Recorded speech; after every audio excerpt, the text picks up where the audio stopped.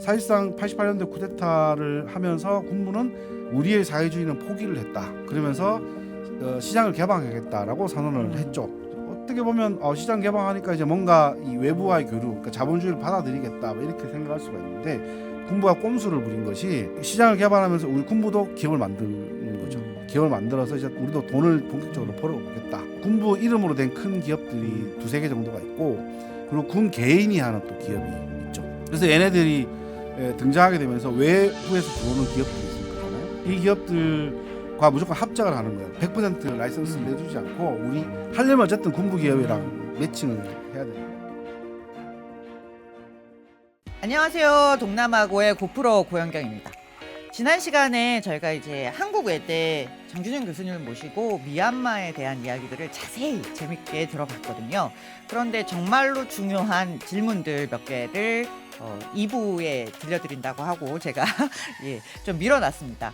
그래서 오늘은 화려했던 버마가 어떻게 바뀌고 또 그 다음에 왜 군부 쿠데타가 났으며 이 군부 쿠데타에 있어서 많은 시위가 있고 지금은 어떤 상황이 전개되고 있는지 우리 찐 전문가 한국외대 장준영 교수님 모시고 다시 한번 그 이야기들을 좀 들어보려고 합니다. 안녕하세요, 장 교수님. 네, 안녕하세요. 네, 반갑습니다. 다시 한번 나와주셔서 진심으로 감사드리고요. 사실 미얀마가 지금 우리한테는 군부 쿠데타가 일어나고 굉장히 열악하고 어려운 국가, 뭐 계속 뭐 불교적 사회주의도 이야기를 했지만 되게 어려운 국가로 인식되어 있지만 사실 과거에는 아시아에서 가장 보석 같은 국가로 꼽혔던 버마의 화려했던 시절이 있었는데 갑자기 이렇게 변모했어요. 네. 예, 그래서 그 백그라운드를 조금 이야기해 주시면 지금의 쿠데타를 이해하는 것도 좀 도움이 되지 않을까 싶습니다. 네, 알겠습니다. 미얀마에서 쿠데타는 태국처럼 이렇게 자주 일어나지는 않았지만 쿠데타의 정치적인 충격 이런 것들이 워낙에 큰데 사실상 뭐 1962년도 쿠데타가 일어나기 이전 그러니까 미얀마 리즈 시절이라고 볼 수가 있겠죠. 이때를 말씀을 드리면 미얀마는 정말 말 그대로 아시아에서는 상당히 부국이었었죠. 예를 들어서 뭐 지금의 그 태국의 방콕, 뭐 싱가포르, 그다음에 우리 인천공항 뭐 이렇게 나름대로 허브공항이라고 하는 것들이 있는데 그 허브공항을 먼저 찍고 간 곳이 이제 미얀마의 공항이었었죠. 미얀마의 그 양곤에 있는 양곤공항인데 전 세계에 있는 모든 비행기가 양곤공항을 아시아로 올 때 양곤공항을 찍고 갔고 항구 또한 양곤항이 상당히 컸었죠. 근데 미얀마가 62년도에 이제 문을 닫았죠. 그리고 이제 성장하게 된 국가가 옆에 있는 태국의 공항. 그다음에 싱가포르가 65년도에 독립을 했는데 싱가포르도 역시 국제항으로 발돋움하게 된 거죠. 그러니까 스스로 그 세계 인프라의 중심지, 아시아라고 하죠. 아시아 인프라의 중심지였던 자리를 놓아놓고. 그리고 62년도 쿠데타가 일어나고 난 다음에 미얀마 내에 있는 유수한 미국 대학의 캠퍼스가 미얀마를 떠나기 시작한 거예요. 그러니까 미국 대학의 아시아 캠퍼스가 우리나라 일본이 아니고 미얀마에 있었던 거죠. 심지어는 영국도 이 나라를 식민 지배할 때 그 나름대로 그 교육에 있어서 포스트를 인도가 아닌 이제 미얀마에 더 관심을 기울일 정도로 양곤 대학이 그래서 굉장히 유명했던 양곤 대학이 상당히 유명했었죠. 한때는 상당히 유명해서 지금은 이제 뭐 거의 그렇지만 쌀농사 이 미얀마의 그 이라와디 델타, 그러니까 에와디 델타라는 지역을 가게 되면 요 지역이 이제 미얀마에서 생산되는 전체 쌀의 한 50% 이상이 생산되는데 60년대 말까지만 하더라도 세계에서 쌀을 가장 많이 생산하고 수출하던 그런 농업 국가였었고 뭐 뭐니 해도 이제 옛날 사람들한테 좀 알려진 게 이제 이 나라가 축구를 상당히 잘했었죠. 70년대 초 정도까지 했었고 우리나라에 지금 없어진 박스컵 있죠. 박스컵.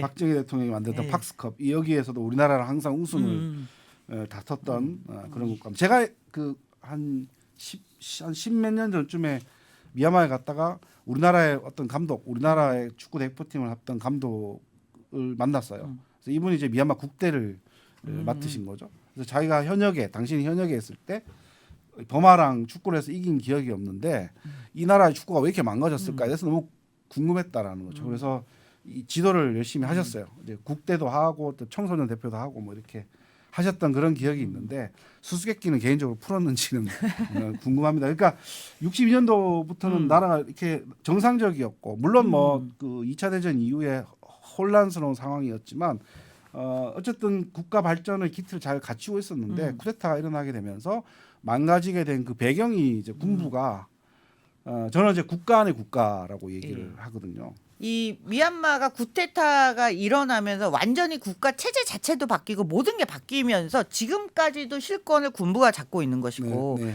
그리고 아웅산 수치가 힘을 못 쓰는 것도 군부 때문이고 경제, 기업도 다 군부가 가지고 있어요. 그러니까 도대체 군부는 어떻게 하다가 이 쿠데타가 일어났다고 해도 다른 어떤 지역보다도 군부가 가지고 있는 권력이 너무 막강한 거예요. 그렇죠. 그 배경이 뭘까요? 네, 요 군부 미얀마 군부와 관련해서는 이제 제가 좀 쉽게 설명을 드리면 크게 두 시기로 나눠서 보시면 돼요. 그러니까 1962년부터 88년도 그리고 88년도 이후부터 현재까지 이렇게 딱 나눠서 두 개를 보시면 되는데 62년부터 88년도는 어쨌든 명목상 범아식 사회주의라는 것을 했었고 군부가 실제로 국가를 운영을 했었어요.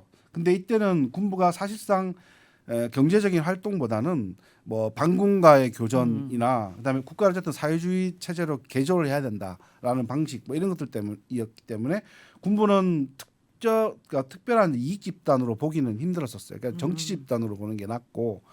근데 문제는 지금 현재 군부예요. 88년도 이후에 현재까지 이 군부인데 사실상 88년도 쿠데타를 하면서 군부는 우리의 사회주의는 포기를 했다. 그러면서 시장을 개방하겠다라고 선언을 했죠. 어떻게 보면 시장 개방하니까 이제 뭔가 이 외부와의 교류, 그러니까 자본주의를 받아들이겠다, 뭐 이렇게 생각할 수가 있는데 군부가 꼼수를 부린 것이 시장을 개발하면서 우리 군부도 기업을 만드는 거죠. 기업을 만들어서 이제 우리도 돈을 본격적으로 벌어보겠다라는 겁니다. 그래서 군부가 이제 군부 이름으로 된 큰 기업들이 두세 개 정도가 있고 그리고 군 개인이 하는 또 기업이 있죠. 그래서 얘네들이 등장하게 되면서 외부에서 들어오는 기업들이 있을 거잖아요. 외국 기업들. 네네. 이 기업들과 무조건 합작을 하는 거예요. 100% 라이선스 내주지 않고 우리 하려면 어쨌든 군부 기업이랑 매칭을 해야 되는 거죠. 우리나라에서 네가 뭐 하려면 적어도 그렇죠. 군부 일단, 예, 반 누구를 만나야 띄워주고 된다. 같이 예, 시작해라. 그렇게 되는 거죠. 그래서 군부 입장에서는 말 그대로 손 안 대고 코 푸는 것이 명의를 불려주거나 군부가 가지고 있는 땅을 이렇게 뭐 빌려준다거나 이렇게 되는 거죠. 그래서 외국 기업은 돈이나 기술 중요한 이런 것들을 가지고 들어오는 거죠. 그렇게 해서 현지 군부 기업들은 특별하게 하는 것 없이 돈을 버는 거예요. 그러니까 군부 기업은 그렇게 된 거고 또 군 개인 기업이 있겠죠. 네. 개인 기업은 말씀하신 무슨 지난 시간에 말씀하신 뭐 각종 자원들 있잖아요. 지하자원, 천자원 이런 데 이제 접근을 하게 되는 거죠. 네트워크가 워낙 좋으니까 군 내부 자기들끼리 네트워크가 형성되어 있으니까 그렇게 되면서 군부 자체가 하나의 이익 집단, 경제적인 이익 집단으로 이제 변모를 크게 해가고 그리고 그 군사력, 교전력 이런 것들은 자기 스스로 이게 더 이상 우리가 약해지니까 반군들과 교전을 해서는 우리가 승산이 그렇게 크게 없다라고 생각을 하면서 반군들과 또 정전 협정을 많이 하죠. 그래서 반군들을 또 역시 경제 영역으로 끌어들이게 되는 거죠. 그래서 일반 기업이나 국민들 같은 경우는 서방의 제재를 받기 때문에 경제적인 생활 수준 이런 것들은 계속 떨어질 수밖에 없지만 군부 기업이나 군 가족 기업 같은 경우에는 중국이나 중국 기업들과 계속 합작 사업을 하거나 아니면 외부에서 들어온 기업들을 합작 사업을 하기 때문에 여기는 계속 부를 창출하게 되는 거예요. 그러다 보니까 군인들이 집권하게 되면서 이게 정치 권력이 목적이 아니고 경제적으로 부를 독점하게 되는구나. 그리고 경제적 부를 독점하는데 이게 나에 대해서 끝나는 게 아니고 세습을 하게 되는 거죠. 그 문제가 굉장히 심각한 것 그게 같습니다. 세습을 하게 된 거죠. 그러니까 예를 들어서 지금 현재 뭐 재작년에 쿠데타를 일으켰던 미나온라인 가족들 같은 경우에는 엄청나게 큰 사업을 해요. 그러니까 딸 같은 경우에는 엔터테인먼트 뭐 이런 걸 다 장악을 하고 있어요. 우리나라에 뭐 K-팝이나 K-드라마 이런 걸 다 수입을 해서 독점으로 이제 배급을 하고 있는데 이런 사업이 지금 잘 안 되고 있겠죠. 우리랑 사이가 좀 그러니까 하여튼 그러한 문제점들이 있기 마련인데 이렇게 부를 계속 세습을 하고 그 다음에 이 그러니까 그 경제적인 활동을 하면서 벌어들이는 수익이 있잖아요. 요걸 가지고 최소한 군 수뇌부 내에서는 줄을 세울 수가 있는 거죠.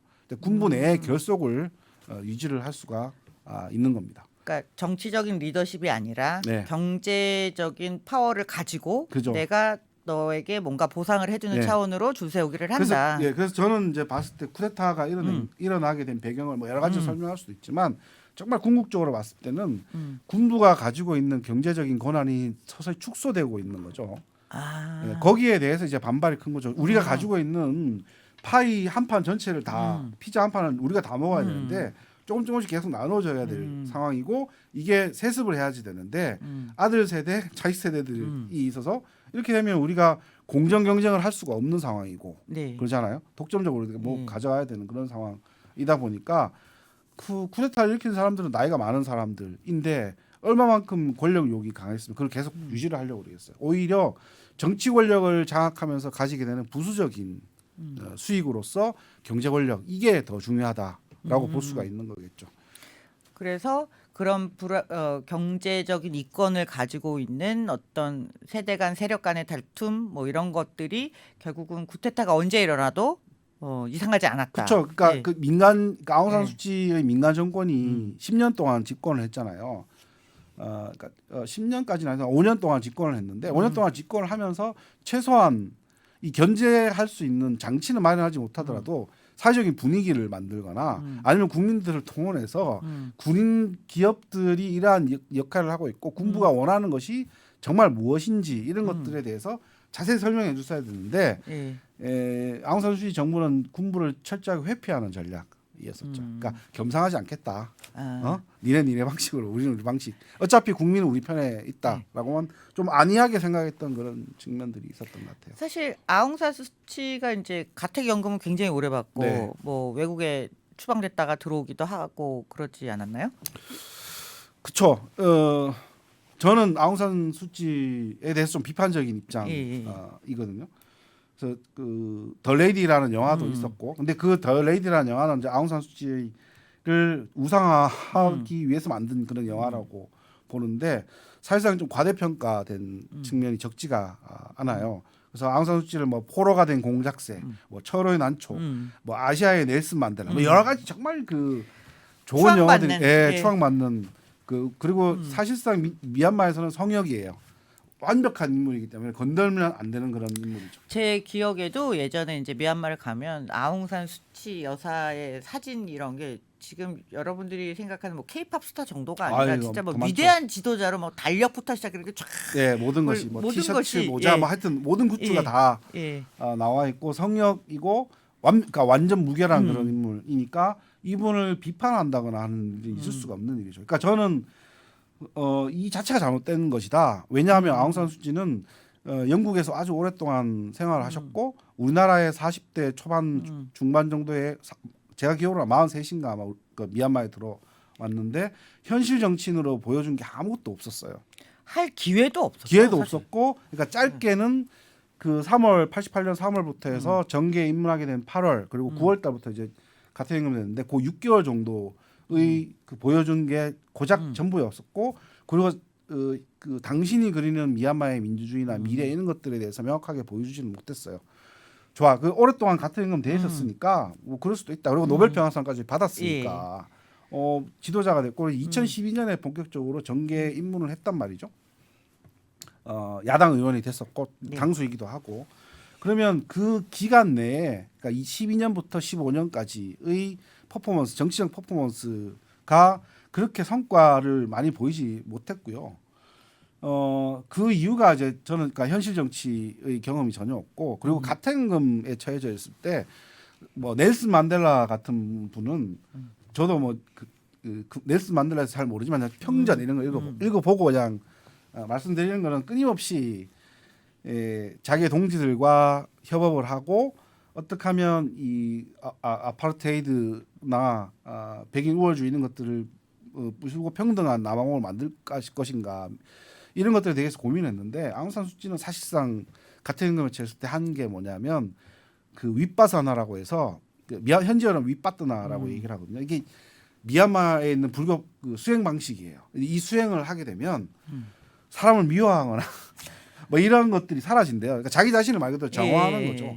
그렇게 하면서 그 정신 무장을 아주 단단하게 하신 거죠. 그거는 제가 충분하게 이해를 하는데 현실 정치에 대한 감을 쌓을 수 있는 그 기간, 그러니까 가택연금 SM에서 그렇게 했었어야 되는데 그러지 전혀 못했다라는 것이고 너무 독단적이고 아집이 강했다는 측면이었습니다. 그래서 2015년 이후에 이제 정권을 장악했을 때 처음에 자기가 포스트를 하겠다는 게 장관이 6개인가 아마 됐을 거예요. 그건 못 믿겠다라는 거죠. 자기의 동지들을 못 믿겠다는 거. 내가 다 해야 되겠다. 라는 것이고, 그러니까 민주주의를 추구하는 인물이지만 정작 이 행동 자체는 전혀 민주적이지 않지 않나라고 해서 좀, 미얀마의 현실을 보고 또 현실 정치를 보셨을 때 약간 한계가 있었다. 미얀마 사람들이 음. 제가 이런 말해서 좀 그렇지만 제가 그래도 20년 넘게 이렇게 네네. 관찰을 했잖아요. 이 사람들은 그러니까 민초들이에요. 아주 오랫동안 군부 통치하에 있다 보니까 예. 세상을 보는 것 자체가 흑백으로 상당히 많이 보는 것 같아요. 그러니까 군부와 관계되는 어떤 것이든 우리한테는 좋지가 않다. 그러니까 그리고 아웅산수치는 무조건 선한 것이고 이 사람이 모든 것을 구원해 줄 것이다라는 건데 약간 그 구원자의 느낌은 저도 구원자의 받은 것 같은 느낌이 것 같아요. 있는데 사실상 미얀마 국민들을 구원하지 못했잖아요. 네. 다시 쿠데타로 돌아가게 예. 되었고 사람들 입장에서 그러면 아웅산수치 이외에 대안이 있느냐라는 것이죠. 그런 것들을 받아들이지 못하는 겁니다. 그 조금 다른 얘기긴 한데 제가 그 말레이시아 있을 때 럭다운으로 집에 한 2달을 갇혀 보니까 네. 가택연금은 굉장히 힘든 거겠구나라는 상상은 들었습니다. 네. 다시 말하면 아웅산 수치는 개인적으로는 굉장히 많은 어려움을 딛고 말씀하신 대로 자기 수련을 통해서 단련된 인물임에는 틀림이 없고 추앙받는 인물이지만 현실 정치에서는 뭐 기회와 경험 부족, 기타 등등의 이유로 네. 확실한 성과를 내지 못하고 다시 쿠데타로 연결되는 그런 결과적으로는 이제 좀 안 좋은 결과를 낼 수밖에 없었는데 사실 쿠데타가 일어난 이후에 가장 제가 볼 때는 그래도 어떤 희망들은 시민들이 굉장히 반발을 많이 했어요. 네, 그리고 네. 시위하고 평화적인 시위 그리고 민주화를 향한 열망들을 굉장히 많이 보여줬습니다. 그런데 군부가 거의 무차별 공습을 했거든요. 그래서 이런 현상, 그러니까 좀 더 자세히 설명을 해주시면.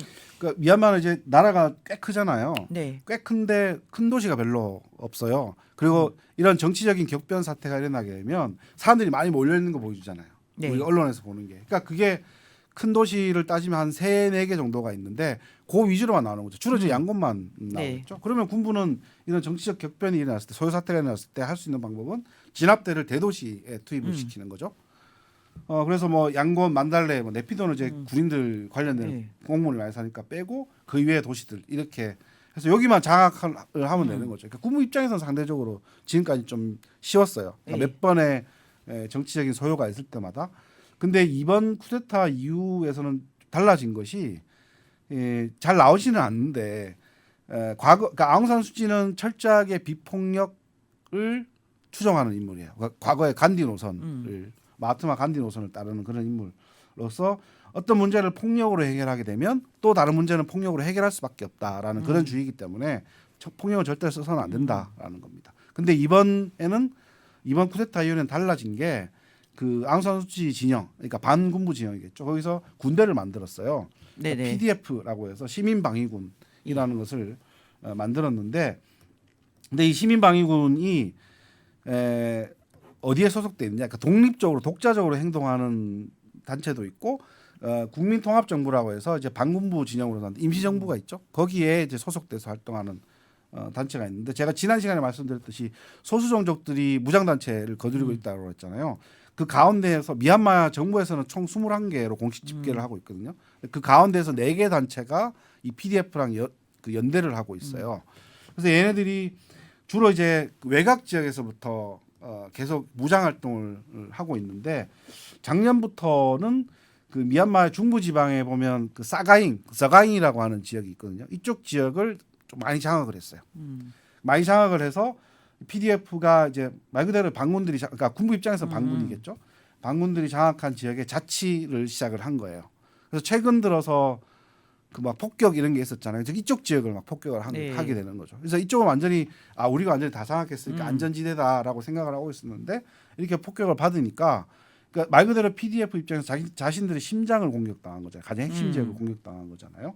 그러니까 완전히 와해시키기 위한, 그러니까 군부 입장에서는 미얀마 군부 입장에서는 이 지역을 완전히 와해시키면 PDF의 사기를 완전히 꺾기 위한 차원에서 이런 일들이 벌어진 것이고, 그 이전에 있었던 뭐 교전이나 계속 있었던 것은 이 PDF나 아니면 지역 반군들, 그 소수정족 반군들은 주로 밀림지대에서 활동하고 있기 때문에 이 미얀마 정규군들, 그러니까 군부가 그 육군이겠죠, 진입을 못해요. 진입을 할 수 없으니까 예. 공군을 이용해서 그냥 말 그대로 폭탄을 투하하게 되는 거죠. 폭격을 하게 되는 거죠. 그런 일들이 계속 일어난 일인데, 문제는 뭐냐하면 한두 명의 반군을 잡겠다고 그 지역에 있는 지역민들이, 무고한 시민들이 그렇죠. 많은 피해를 입게 되는 것이죠.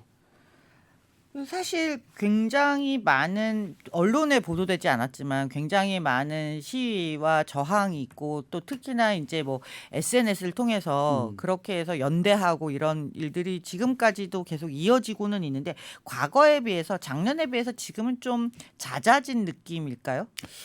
왜냐하면 언론을 통해서 나오는 거는 저희들이 굉장히 걸러서 보고 그죠. 직접적인 정보가 제한적이다 보니까 보도를 거의 우리나라 언론에서 거의 보도가 안 예. 되니까 거의 관심 속에서 좀 멀어진 것은 사실이지만, 지금 현재 미얀마에서는 계속 진행형이고요. 저는 이제 개인적으로 보고 있는 것이 이 PDF, 그러니까 시민 예. 방위군이 과연 도시로 진입할 수 있을 것인가, 그렇지 않을까에 따라서 이제 판세가 달라질 것이다라고 네. 보거든요. 어차피 군부 입장에서는 언제가 될지 모르겠지만 어쨌든 우리는 총선을 실시하겠다라는 네. 것이고, 국가 비상사태는 6개월마다 한 번씩 계속 연장하게 돼 있는데, 헌법상으로는 벌써 이 위법이 돼 버렸어요. 예. 세 텀인가 네 텀 정도까지밖에 못 하는데 지금 그 텀을 넘어 갔거든요. 그래서 6개월이 지나면 이번 8월이에요. 2023년 8월 지나면 다시 또 6개월 더 할 수 있겠죠. 그래서 원래 계획은 2023년 8월에 뭐 선거를 실시하겠다라고 하지만 저는 거의 불가능할 것이다라고 보는 것이고, 군부 입장에서 어쨌든 선거를 해야지 자기네들이 집권하는 데 있어서 뭐 정당성을 마련했다라고 주장을 하겠죠. 근데 이미 선거 준비와 관련된 인사들이 많이 암살을 당하거나 공격을 당하고 있어요. PDF로부터 해서 많은 공격을 당하고 있고, 선뜻 참여를 안 하려고 그러겠죠. 그렇기 때문에 그 미나올라잉이라는 사람도 이 쿠데타를 일단 일으켜서 내가 권력을 잡아보겠다라고 시도를 했는데, 과거와 달리 이 무장한 반군들, 그러니까 군부 입장에서 무장한 반군들이 아주 득세해서 계속 저항을 하고 있는 그런 상황이고, 근데 사실상 또 PDF도 단일 대우를 잘 유지를 못하고 있거든요. 그러니까 NUG 자체가, 그러니까 국민통합정부라는 자체가 국민들의 기대와 달리 막 일사불란하게 말 그대로 군부를 압도할 정도의 이 임시정부로서 힘을 보여주지 못하고 있는 거예요. 거기 하에 있는 뭐 PDF가 그렇지 못하고 있다라는 거죠. 그러니까 장비도 상당히 열세, 군사 장비도 뭐 상당히 당연히 열세. 그럴 수밖에 없겠죠. 뭐 헬기라도 예. 전투기라도 한두 대 있으면 뭐 싸워볼 만하겠죠. 근데 지금은 말 그대로 재래식 무기 이런 것들로만 하고 있으니까 화력에서 상당히 많이 밀릴 것이고, 병력에서도 많이 밀릴 것입니다. 근데 어쨌든 PDF는 군부에게 있어서는 뭐 지속적으로 위협 요인으로 될 것이고, 저는 올해 2023년이 상당히 좀 중요한 분기점이 되지 않을까라는 생각을 해요. 그리고 어차피 협상, 타협 이런 거는 거의 물 건너간 것이라고 저는 보거든요. 근데 저는 개인적으로 욕을 들어 먹더라도 네. 더 무고한 희생이 나오지 않기 위해서는 협상을 하는 것도 괜찮은 방법이고, 국제 기구가 들어가서 중재 제안하는 것도 저는 나쁘지 않다라고 생각을 해요. 그렇죠. 어차피 PDF는 계속 제한적인 화력을 가지고 게릴라전을 계속 할 것이고, 그때마다 군부는 정말 초토화 작전을 해서라도 이 불씨를 없애겠다라고 그러겠죠. 할 테니까 희생은 계속 나올 터있고, 네. 국제사회 관심은 기간이 길어지면 줄어들게 되더라고요. 그렇죠. 그럴 수밖에 없는 거죠. 그러다 보니까 빨리 어떤 식으로든 협상 테이블에 나왔으면 좋겠는데, 네. 이 협상 테이블에 나오게 할 수 있는 기관은 어쨌든 UN 아니면 지금 아세안인 것 같습니다. 네, 네. 그래서 아세안은 근데 여태까지 그렇게 적극적인 액션을 한 적이 별로 없어요. 사실상 이제 이 쿠데타가 일어나고 난 다음에 2021년도 2월달에 쿠데타가 있었고, 즉각적으로 반응을 했던 것은 사실이에요. 그러니까 인도네시아 같은 그쵸. 대국은 엄청나게 뭐 반발을 했었고, 말레이시아도 거기에 같이 올라탔었고, 그리고 그래서 4월달에 2021년 4월달에 불렀죠. 자카르타에다가 불렀고 이거 정상회의라고 부르지도 않고 그냥 지도자 예. 회담이라고 불렀고 그 미랑올라행을 말 그대로 청문회 할 것인가 아니면 인정해 줄 것인가 뭐 이렇게 했는데 동그랗게 이렇게 앉아서 근데 태국 같은 나라는 참석도 안 했어요. 정상에 가지도 않았고 그래서 이제 5대 합의안을 만들었었죠. 첫 번째가 뭐 즉각적인 폭력 중단 뭐 이렇게 해서 뭐 사무총장이 왔다 갔다 하고 그래서 5대 합의안을 만들어서 미나올라잉이 본국으로 돌아갔는데 바로 말을 틀었죠. 틀었는데 아세안이 거기에 대해서 어떤 것도 하지 못했어요. 좀 강압적인 조치, 센 조치가 없는 없었죠. 거죠. 근데 사후적으로. 아세안이 지금 예. 현재 취하고 있는 거는 정치와 관련 아세안 내에서 정치 분야와 관련된 회담에는 미얀마는 참석하지 않겠다, 배제하겠다. 이게 다죠. 그리고 사실상 그 해에 아세안 의장국이 브루나이였고 지난해 캄보디아였었죠. 이 두 나라한테 우리가 사실상 기대할 수 있는 게 거의 없다라고 봐야 되겠죠. 그래서 이 의장국 바뀌면서 좀 기대치가 있다라는 그렇죠. 얘기는 작년에 네. 캄보디아의 훈센 총리가 좀 시도를 했는데 자기 방식대로 했던 거고 그래서 올해 이제 인도네시아가 의장국이니까 나서서 우리가 해결하겠다라는 것인데 제가 생각하는 것은 역시 인도네시아도 그 나름대로 노력은 많이 하겠지만 만약에 올해 내에 미얀마에서 어쨌든 총선이 있어서 총선 결과에 따라서 총선 결과는 뭐 거의 뻔한 거니까 총선 결과에 따라서 정치 권력이 이양이 되면 아세안은 뭐 인도네시아 의장국을 비롯해서 쌍수를 들어서 환영을 하겠죠. 어쨌든 니네가 전환을 했다, 트랜지션을 했다라는 입장인데 그게 우리가 원하는 바가 사실은 아니잖아요. 네. 모든 이 구성원들이 참여하는 것이 아니니까. 근데 그런 일들은 벌어질 수는 없겠지만 어쨌든 인도네시아는 나서서 이 문제를 해결하려고 하지만 아세안 내부적으로 갖고 있는 그 내정 불간섭 원칙, 태생적인 한계. 태생적인 한계 이게 모든 것을 다 발목 잡고 있는 거죠. 그리고 미얀마 군부도 이걸 알고 있기 때문에 아세안의 그 작동 메커니즘이라는 것을 잘 알고 있기 때문에 우리는 어떻게 해도 괜찮다라는 거죠. 그리고 더군다나 최근 들어서 태국 군부도 미얀마를 또 갔었어요. 얼마나 많이 도와주려고 그러겠어요. 걱정하지 마라. 우리가 든든하게 다 받쳐줄 것이다. 그러니까 태국도 군부가 잡고 있고 그렇죠. 캄보디아도 그렇고 네. 라오스도 뭐 크게 다르지 않은 거고 베트남 같은 경우도 저기서 불똥이 잘못 튀는 걸 그렇죠. 원하지 않을 것이고 그러니까 주변국들의 상황이 사실은 미얀마가 아직까지 군부가 버틸 수 있게 하는 뭐 토양까지는 그러니까 양분을 주진 않지만 네. 그렇다고 완전히 끊어내지 못하는 이유일 수 있는데 반기문 총장이 또 갔다 왔어요? 저도 깜짝 놀랐어요. 반 총장님께서 이건 무슨 일인가요? 다녀오셨는데 그래서 썰이 막 여러 가지가 있었어요. 예. 그래서 저도 그 외신들을 봤어요. 심지어는 현지어로 된 현지어 신문도 이렇게 봤는데 다 달라요. 다 다르고 제가 현지에 계신 분한테도 연락을 해서 물어보니까 일단 현지에 계신 분들 같은 경우에는 상당히 좀 회의적, 비관적으로 보는 게 왜 그러냐. 일단 미얀마는 유엔 국제연합에 대해서 엄청나게 무한 신뢰를 보이고 있는데 제가 이전에 말씀 안 드렸지만 미얀마에는 아시아에서 최초로 유엔 사무총장을 배출한 국가예요. 그러니까 1961년부터 그 우딴트라고 보통 발음을 하는데 우땅이라는 외교관이 유엔 사무총장을 했었고 이분이 쿠바 미사일 위기를 해결하신 분이에요. 그래서 미얀마 사람들은 우리가 유엔 사무총장을 아시아에서 유엔 사무총장을 최초로 배출한 나라다라는 자존심이 엄청나게 자부심이 큰 그런 국민들이고 거기에 이제 반 총장님께서도 아시아인으로서 이제 사무총장을 하셨으니까 무한 신뢰를 보이고 있었고 그리고 미얀마에서 2008년도에 사이클론 피해로 인해서 상당히 큰 자연재해가 있었는데 이때도 그때는 현역이었죠. 현역이었을 때 이제 미얀마 문제를 해결하러 갔었거든요. 그래서 반 총장님을 저는 직접 만나보지는 못했지만 항상 미얀마 문제를 해결하려고 하는데 큰 관심이 있으시다고 얘기를 들었어요.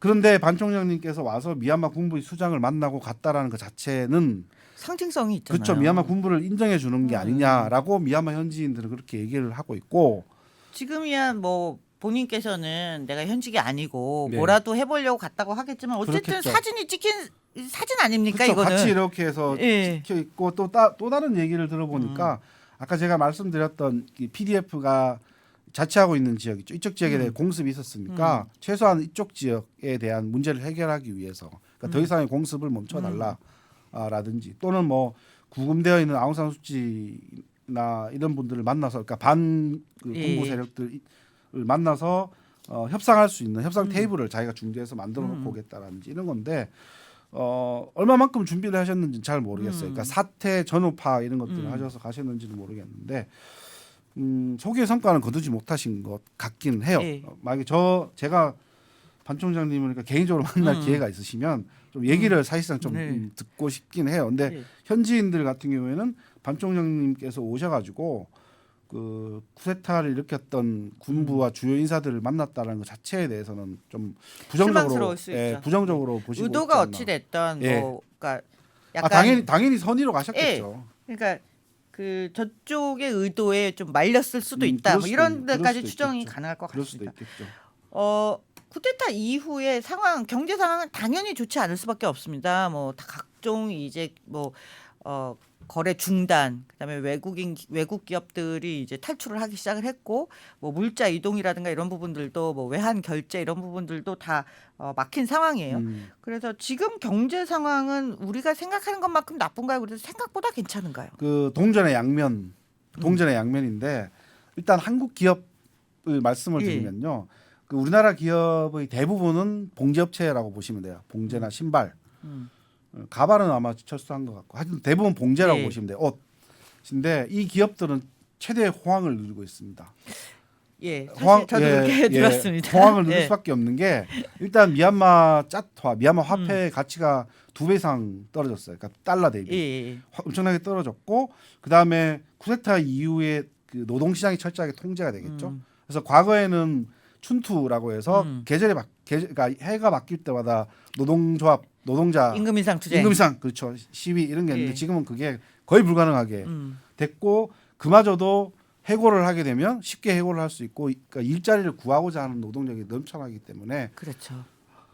회사 입장에서는 적은 임금으로 노동을 좀 많이 시킬 수가 있는 그런 상황. 그 가격 경쟁력도 가격 높아지고 경쟁력도 그러니까 높아지게 위기였는데 의외로 여기는 호황을 예. 잃게 되죠. 예. 그렇다고 해서 신규 진출할 수 있는 여건은 또 그렇게 썩 좋은 거 경쟁자는 없다. 경쟁자는 없고. 그래서 기 진출해 있는 예. 이 한국 기업들 같은 경우는 상당히 호황이 된다라는 것이고 그 반대로 현지인들은 생활 자체가 상당히 어렵겠죠. 그러니까 짜화 자체가 예. 인플레이션 그 상황이 상당히 심한 편이에요. 그러니까 미얀마 같은 경우 통계가 제대로 안 나오니까 네네. 이게 가늠을 할 수 없는 거예요. 그래서 좋은 식당 가서 밥을 먹으면 사람들이 너무 넘치니까 아유 네. 괜찮은가 보네 이렇게 얘기를 하는데 또 길거리 나와서 사람들 얘기 들어보면 생활하는 게 너무 어렵고 버스비가 갑자기 너무 올라갔고 생활 자체가 모든 게 다 예. 힘들다 일자리를 구하기 힘들다 뭐 이렇게 예. 다들 얘기를 하는데 근본적으로는 이 경제 정책 특히 화폐 통화 정책 이런 것들이 완전히 망가졌어요. 예. 그래서 재작년인가 제가 그때 보기로는 중앙아시아에 있는 어떤 국가에서 그 돈 만드는 지폐를 대량으로 구매를 했다라고 하죠. 그 말은 뭐 그냥 찍는 거예요. 찍어놔야죠. 찍어서 시장에 그냥 뿌리는 거죠. 그렇게 하면 당연히 화폐 가치가 떨어질 수밖에 예. 없는 거고 당연히 인플레이션이 올 수밖에 없는 거죠. 근데 문제는 뭐냐면 그런 돈들이 시장으로 다 도느냐 그렇지가 않는 그것도 거죠. 아닐 거. 금고로 들어가는 거죠. 그러니까 네. 미얀마는 은행이 있지만 은행에 대한 신뢰성이 좀 떨어져요.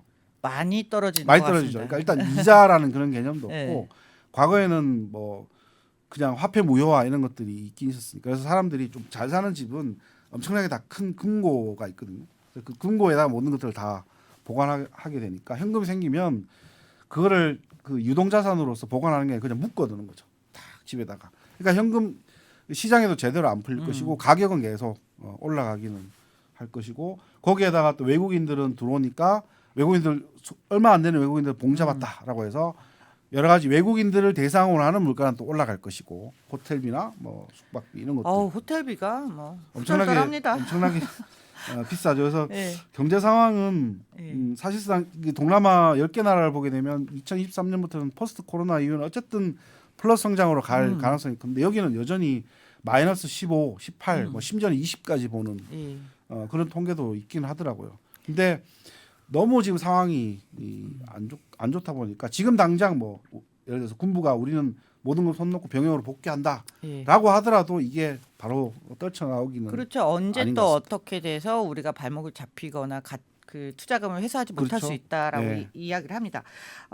또 요걸 우리가 그 미얀마 쿠데타 이후에 제가 가장 많이 받았던 질문이 야 우리 포스코 어떡하냐. 포스코 가만히 있으면 군부 돈 들어간다고 욕 먹고 예. 포기하고 나온다고 해서 해결될 일도 음. 아니고 그런 질문 많이 받으셨을 것 같아요. 포스코에 그렇죠. 저도 뭐 시민단체 가서도 예. 얘기를 하고 또 정부에서 가서도 얘기를 하고 뭐 이랬는데 저는 이제 그냥 공부하는 사람 예. 학자로서 이제 말씀을 드리는 예. 거예요. 그리고 현실적 예. 인 것이고 누구의 편도 드는 것은 아니다라는 네. 그 조건에서 먼저 예. 말씀을 드립니다.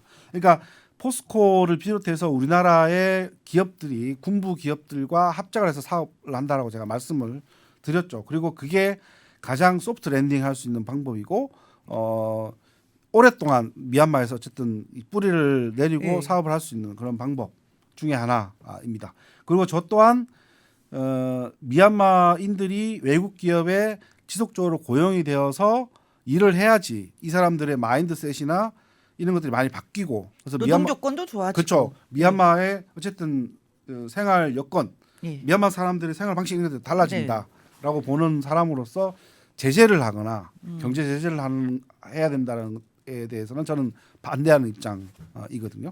근데 이제 그 생전을 성공하기 위해서는 그러니까 미얀마라는 국가에 대해서 생전을 성공하기 위해서는 그 경제를 하는 경제 교류를 하는 당사자들이 한꺼번에 움직여야 된다라는 거예요. 네. 그러니까 레디 액션에서 한꺼번에 다 했다가 끝날 때 같이 끝내야 되는데 지금은 그렇지가 않잖아요. 항상 엇박자가 나잖아요. 네. 그러니까 우리나라를 포함해서 뭐 서방 세계, 미국을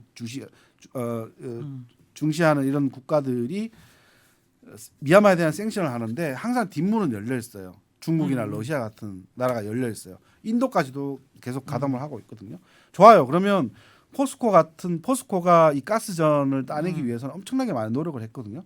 같이 경쟁을 했던 기업들이 뭐 프랑스도 있었고 중국 기업, 인도 기업 엄청나게 많이 있었다는 거죠. 어쨌든 포스코가 나중에 그 탐사에 성공을 했고 시추까지 지금 하고 있는데 이걸 노리는 회사가 한두 개가 아니다라는 아니죠. 거죠. 예. 그러면 오케이 문을 닫고 철수는 할 수 있겠죠. 얼마든지 우리 정부나 시민단체 아니면 국제 NGO들 우리 압력의 상황에 못 이겨서 나가는 거죠. 그러면 미얀마 군부가 아주 순진하게 그걸 그대로 둘까요?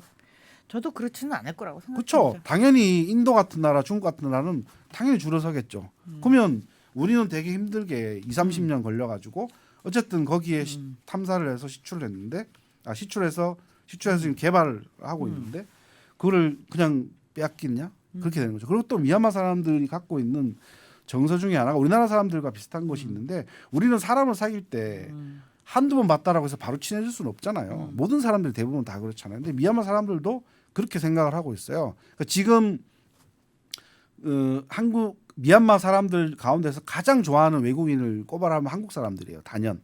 한국 기업들도 이제 그 중에 하나가 될 것이고 우리 기업들이 잘해서 그런 거는 분명히 아니겠지만 어쨌든 한국 기업들에 대한 좋은 이미지가 있는데 이런 것들로 인해서 우리가 내부 사정이죠. 우리의 내부 사정으로 인해서 철수를 해서 다음에 미얀마 사정이 좋아지고 그랬을 때 다시 진출을 한다라고 했을 때 그게 과연 장벽이 과거처럼 쉬울 수 있을까? 저는 그렇게 생각하지 않을 거겠죠. 그리고 말씀드렸듯이 이 천연가스와 관련되는 그 뭐죠? 광부는 엄청나게 더 많이 있어요. 이렇게 지도에 보면 막 되게 바둑판처럼 나눠가지고 어디에 그 탐사를 하면 나온다라는 거 구멍을 뚫으면 나온다라는 가능성이 상당히 많이 있거든요. 다시 또 그걸 처음부터 제로 베이스에서 시작을 해야 되는데 그게 과연 우리는 국제적인 추세, 우리 시민사회 추세 맞춰서 다 맞게 도덕적인 질서 이런 다 지켜서 나왔는데 다 뺏기고 난 다음에 다시 한다. 과연 쉬울 수 있을까? 라는 거. 저는 근본적으로 우리나라와 미얀마의 교류가 좀 더 활성화되었으면 한다라는 그 전제에서 말씀을 네네. 드리는 거거든요. 그 이외에 대해서 비판하면 저는 당연히 다르게 받을 수는 있지만 가급적이면 어쨌든 우리나라 입장에서 포스트 베트남을 찾고 우리가 어쨌든 20세기 먹거리 또 계속 찾아야 되는 그런 상황이라면 과연 이 미얀마라는 무궁무진한 나라를 과연 지금 쿠데타가 일어났다고 군부가 통치한다고 포기를 해야 될 것인가? 네. 미얀마가 죽을 때까지 군인들만 집권한 나라가 될 것인가? 거기에 대해서 저는 회의적이라는 것이죠. 사실 그 미얀마의 개혁 개방 당시 이제 제가 정부 상대로 강연을 하러 좀 갔었습니다. 사실 굉장한 변화를 빠른 시일 내에 이뤄졌고 제가 갔을 때만 해도 이미 일본과 말레이시아 등등의 네. 정부와 그다음에 기업들, 은행들이 상당히 많이 진출해 있었어요. 왜냐하면 미얀마가 땅도 넓고 자원도 많고 그리고 인구가 규모가 어느 정도 나옵니다. 이제 말레이시아나 이런 데보다는 훨씬 인구 네. 규모도 크죠. 네, 그러다 보니까 앞으로 성장할 가능성이 가장 높은 나라로 꼽혀 있던 것도 사실인 것 같습니다. 물론 가장 평화적으로 해결되는 게 좋은데 한 기업이 개별적으로 움직이는 것보다 이럴 때는 역시 말씀하신 대로 같이 움직여야 되는 거예요. 네. 우리가 유럽 기업이랑 일본 기업이랑 뭐 이런 어쨌든 같이 움직일 수 있는 데랑 같이 움직이면 좀 덜 맞지 않겠는가. 그래서 저는 사실 좀 일본 기업의 예. 행보나 일본 정부의 행보 이런 것들을 좀 벤치마킹을 하지 않더라도 좀 잘 지켜봤으면 좋겠다라는 게 일본은 그 정부가 아니고 그러니까 G2G가 아니고 정부를 그 후원을 받는 이런 기업들이 있잖아요. 여기에서 사절단을 만들어서 아주 오랫동안 미얀마 군부나 아니면 과거에 NLD 그다음에 미얀마도 뭐 상공회의소 뭐 이런 게 있단 말이죠. 지속적으로 교류를 해 왔어요. 그래서 쿠데타가 일어났을 때도 이 문제를 해결하기 위해서 비외교적 라인이죠. 공공 해결하고도 하기도 그렇고 어쨌든 이쪽으로 해결하기 위해서 많이 시도를 했고 어쨌든 진출해 있는 일본 기업들, 일본은 조금 늦게 시작을 했지만 어쨌든 계속 러쉬를 이루고 있는 상황이었으니까 일본 기업들이 현지에서 어떤 불이익을 받지 않고 계속 경제 활동을 할 수 있도록 하는 그런 방향을 계속 설정을 하고 노력을 해오고 있고 지금도 그렇거든요. 근데 우리나라 같은 경우에는 그렇지가 않아요. 그냥 거의 뭐 외교적으로 지금 현재 거의 단절되었다시피 하고 있고 외교 관계 심지어는 뭐 그 대사가 아니고 대리 대사를 보냈을 정도니까 굳이 이렇게까지 할 필요가 있을까라는 생각도 들기도 하고 그렇습니다. 뭐 사실 시민 단체가 주장하는 바도 충분히 타당한 측면이 있고 우리가 그 뭐 민주 항쟁을 하거나 자유를 수호하기 위해서 희생당하신 분들을 생각해서 군부와의 거리를 두는 것은 맞겠지만 우리나라 기업들이 개발을 하러 들어가는데 일부러 군부의 손을 잡은 건 아니다. 그건 저는 아니죠. 그 부분만큼은 좀 명확히 했으면 좋겠다. 그러니까 예. 사실상 법상 그거밖에 안 되는 네, 거였잖아요. 사실상 지금 현재 미얀마라는 나라를 봤을 예. 때 군부를 제외하잖아요. 그럼 미얀마를 설명을 할 수가 없는 거예요. 그러니까 미얀마에서 군부는 상수. 그러니까 군부를 제외하고는 어떤 것도 설명되지 않는 그런 상황인데 그게 과연 그러니까 우리나라 아무리 좋은 기업이 독자적으로 뭘 한다라고 했을 때도 미얀마 군부가 반대를 하거나 방해를 해망을 놓게 되면 그건 안 될 수밖에 없는 그런 구조이거든요. 그러면 현실을 우리가 직시를 해야 될 필요가 있는 거죠. 예. 제가 어디 가서 얘기를 하니까 그러면 미얀마 군부가 병영으로 복귀할 할 때까지, 그러니까 정치적인 영향력, 경제적 영향력을 그러니까 여기서 완전히 배제될 때까지 그럼 아무것도 하지 말자라고 얘기를 하시더라고요. 그게 무슨 말이 되는 얘기냐? 그러면 다른 나라들 말씀하신 싱가포르나 말레이시아, 그러니까 동남아에 있는 베트남 이런 기업들이 미얀마에 엄청나게 많이 진출을 하고 있다라는 거죠. 그러면 그런 국가들과의 경쟁에 있어서 우리는 분명히 우위가 있는데 왜 우리가 경쟁을 해서 이길 수 있는 그 시장을 그냥 수수방관할 수 있겠느냐? 그건 아닌 것 같다라는 거죠. 좀 더 국제사회와 여러 기업들과 또 정부와 함께 머리를 맞대서 정말 뭐라고 이야기해야 될까요? 유연하고 좋은 해법을 찾는 유연하고 좋은 해법을 찾기. 근데 요란스럽게 하지 않는 게 되게 중요하다는 생각이 그렇죠. 들었습니다. 일본이 그렇게 하죠. 일본은 예. 정말 소리 소문 없이. 사실 프랑스 회사 일부도 지금 가만히 있는 것 같지만 먼저 빠진다는 이야기 하지 않았거든요. 절대로 하지 않죠. 예, 어느 서방 기업도 우리가 먼저 발을 빼겠다라고 한 기업은 제가 알기로도 없었습니다. 거기도 아마 네. 어떤 안전장치 같은 거 마련해놓고 일시적으로 나갔다가 들어올 수도 있는 거예요. 제 딱 개인적인 하나 생각이죠. 대표적으로 나간 게 있죠. 그 통신회사. 통신회사. 노르웨이 통신회사는 이제 감청에 쓰겠다 그래서 그거는 어쩔 수 없다. 예. 텔레노랑 그 이전에 이제 우레두 예. 두 개가 카타르 두 개가 있었는데 여기는 그 전부터 계속 말이 많았었고요. 쿠데타가 일어나지 않았더라도 철수할 가능성이 있었습니다. 그럼 군부가 좀 가져가고 싶었던. 군부가 하는 그 통신 예. 기업이 있어요. 예. 근데 이 기업이 이제 거의 독점하려고 예. 하다 보니까 이렇게 된 거겠죠. 아마도 또 그런 이유가 있을 것이고 요구 사항 자체는 뭐 사이버 보안 강화를 빌미로 아마 감청 감시를 그 망을 이용해서 다 하겠다라는 것 때문에 철수하려고 마음 예. 먹으면 뭐 뭐든지 뭐 얼마든지 예? 만들 수 있는 거니까. 예. 네네네. 아 그래서 미얀마하고는 어쨌든 좀 더 적극적이지는 않더라도 너무 가만히 있는 것만은 해법이 아니고 예 그런 또 미래를 위해서 협력할 수 있는 시대가 바뀌면 또 협력할 수 있는 길을 열어둬야 된다라는 의견으로 저는 이해를 했는데요. 예. 네, 그 개인적으로 상당히 좀 안타까운 게 예. 그 우리나라가 해외 ODA 사업을 되게 많이 하잖아요. 그래서 뭐 최근까지만 해도 베트남이 가장 많았었고 근데 ODA 관련되는 분들이랑 이제 얘기를 해보니까 아마 쿠데타 나기 전에 베트남을 제치고 아마 미얀마가 될 가능성이 크다, 거의 유력하다. 그러니까 우리나라는 그만큼 미얀마와 지원해주고 협력하려는 그런 스탠스가 명확하게 준비가 돼 있었는데 정말 미얀마 군인들 같은 경우에는 철저하게 국내용이거든요. 그러니까 세계가 어떻게 되든 상관없이 나의 무리 집단, 그다음에 나의 가족, 요거만 잘 먹고 잘 살면 된다. 뭐 이런 집단적 이기 의식이 상당히 높은 그런 단체거든요. 그러니까 미얀마 군부도 사실상 변해야 되는 것은 사실이고 이게 국민들을 볼모로 해서 자기네들의 이익을 추구를 하고 있는 거니까 이게 또 분명히 변해야 하는 것도 사실이고 역시 미얀마 국민들도 군부를 100% 얘네들은 먼저 악마와 같은 존재다라고 보기보다는 어떻게 하면 우리가 잘 화합을 해서 잘 앞으로 나아갈 수 있을 것인가 이런 것들을 잘 헤쳐나갈 때 외부에서 미얀마를 도와주거나 협력해주는 준비는 저는 다 됐다라고 봐요. 근데 그러한 기회를 스스로 날리지 않기를 바라는 것이죠. 예.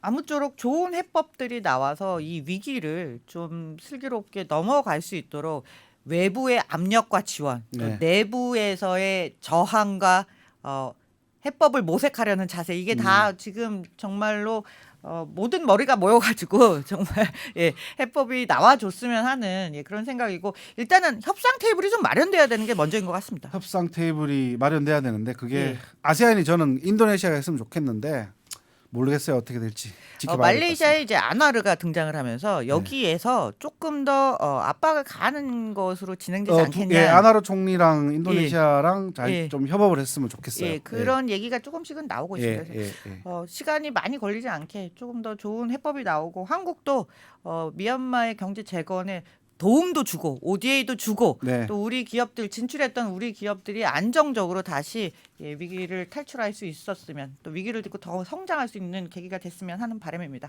삼성전자는 어느 사업부가 가장 돈을 많이 벌까요? 여기서 확인해 보세요. 3프로TV 데이터 센터. 예, 지난 시간에 이어서 이번 시간에 미얀마에 대해서 또 여러 좋은 말씀, 재미있는 이야기 들려주신 한국외대 장준영 교수님 다시 한번 감사드리고요. 예, 감사합니다. 동남아고 다음 시리즈에 또 재밌고 흥미로운 이야기로 다시 돌아오도록 하겠습니다. 지금까지 고프로 고현경이었습니다. 감사합니다.